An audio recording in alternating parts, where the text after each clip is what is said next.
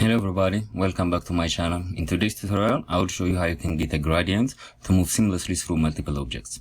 Let's get to it.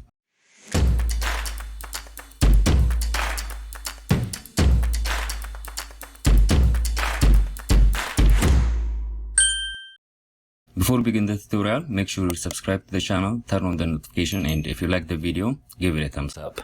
Okay, so here on my artboard, I have a series of multiple objects, and if I use my selection tool, you can see that they are not connected to each other in any way. Now, this is a very common problem you'll face in Illustrator. So now, if I select them all and apply a gradient to them, you will see it will apply the gradient to every specific object and not as a whole. And if I press G on the keyboard, you can see that it's adding those individual gradients. So it's a very simple fix. Let me just undo this. And so what you want to do is select all the objects that you want to apply the gradient to and go over to objects here and compound paths and click on make.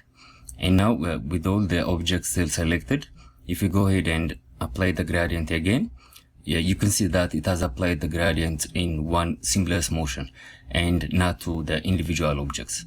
If I now go ahead and press G on the keyboard, you can see the gradient is now moving through all the objects seamlessly. So there you go, a very simple fix to create the gradients moving through multiple objects seamlessly in Illustrator. I hope you found this tutorial useful, and if you liked the video, please subscribe to my channel, turn on notifications, and give it a thumbs up.